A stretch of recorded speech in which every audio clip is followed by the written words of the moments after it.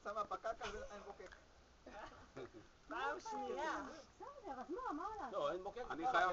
אני חייב להגיד שנאווה וורדה וגדי צריכים השלמות, ולדעתי מוצאי שבת יהיה זמן, לא? למה?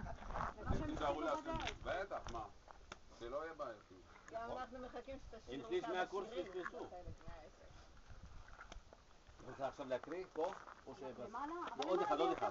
למעלה. עוד אחד אין צל, ועוד אחד אין צל. אורית, למעלה. יש כזה עוד אחד. ככה אתם עושים לי, לא רוצה, ככה עשיתם לי בן עכשיו, אתה לא שומעת לכם יותר. למעלה, נו. מה למעלה? חכה, גם למעלה יש חומר פה הרבה מה להקריא. טוב, אורית. זה בסדר, עכשיו זהבה צריכה את המנוחה. לא, בסדר. אל תגיד בסדר, עזבה. מצדה נשכחה במצב שלנו עדיף שיהיו כמה שיותר קטעי הקראה. אתם אל תהיו לי גיבורים. אחרי זה תצטרכו לעשות גם את האמת. חבר'ה, עשיתם רק רבע, יש עוד 300. הרי כל הזמן פקפקו, לפני שגילו את מצדה, גילו אותה רק לפני בערך 150 שנה, פלוס מינוס, כל הזמן פקפקו בכל הספר הזה של יוסף בן מתתיהו. זה נכון, זה לא נכון, כן נכון, מה שהוא כתב, הוא כן היה בצד שלנו, לא היה בצד שלנו, יש לו דמיון מופלג, מה קורה פה? עד היום מפקפקים בכל לא בכל. כל מה שגילו פה תואם בדיוק. הוא כתב הרבה דברים, גם לה הוא כתב וזה היה נכון. כולל גם לה, שהוא כתב תיאור מדויק איפה היא נמצאת, ורק אחר כך גילו איפה... הוא כתב על שמה בטבריה, שזה נקרא ההר הזה. על ברניקי. מה, איזה הר? על ארבל? בטח, הוא כתב על ארבל. הוא כתב על כל הארץ. אני אקריא לכם כרגע על גילויו של הארמון הנעלם. מצדה נשכחה מלב במרוצת הדורות. רק ב-1838 זיהה אותה החוקר האמריקאי אדוארד רובינסון בצוק המתנסה לגובה של 440 מטר מעל לים המלח. מאז חיפשו עשרות שנים את ארמון הורדוס העצום והמפואר ולא מצאו אותו. מצדה נבנתה על צוק קטן, אורכו כ-600 מטר, רוחבו המקסימלי 200 נגיד, כך כתוב כאן, ושטחו 80 דונם.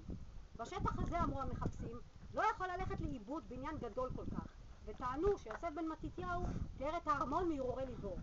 כמו כן, גם את יתר קורות המעוז האחרון במרד הגדול.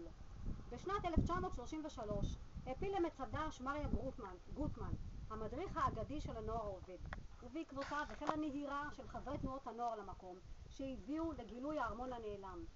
ב-1953 עלה למצדה מייק לבנה, החבר שלנו ממעיין ברוך, וזאב משל, חברי קיבוץ מעיין ברוך.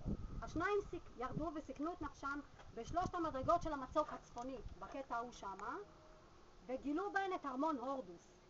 מיכאל לבנה, מייק, היה הראשון שפרסם את התגלית באותה עת בירחון הטבע והארץ.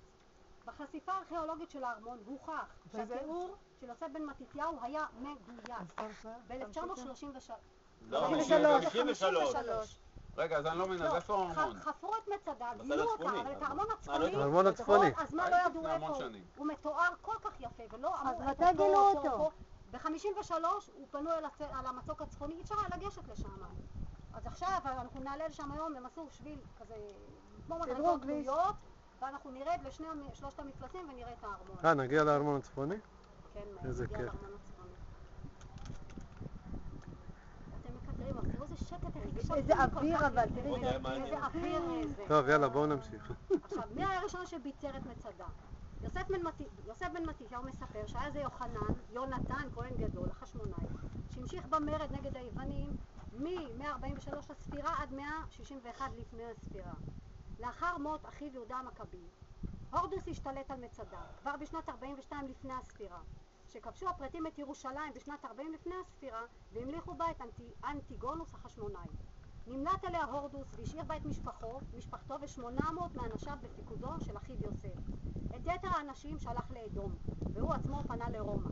כששב הורדוס מרומא, מוכתר כמלך יהודה, הוא החל לבצר את מצדה. וכך כתב יוסף בן מתתיהו: הורדוס הכין את המבצר למצוא בו מנוס מפני הרעה הכפולה שציפתה לו. אחת מהיהודים שיכלו להורידו מכיסאו ולהמליך איש מבית המלוכה אשר לפניו, והשנייה, קשה מן הראשונה, אימת קליאופטרה מלכת מצרים, שלא הסתירה את מזימותיה ודיברה על לב אנטוניוס להעמיד את הורדוס ולתת לה את מלכות יהודה. זה ציטוט מספר מלחמות היהודים. תגמרי לסיים, אני אדבר פה על קליאופטרה, בסדר? דקה. אוקיי. למעלה, סוף. אוקיי. למעלה, סוף. הורדוס עברה מצדה לידי הרומאים, ועד עד לתחילת המרד הגדול ברומאים לא שמעו עליה דבר. היחיד שנענית לו זה שמעון. כשהוא אומר תעצרי, אז את ישר... תשמע, הוא המפקד.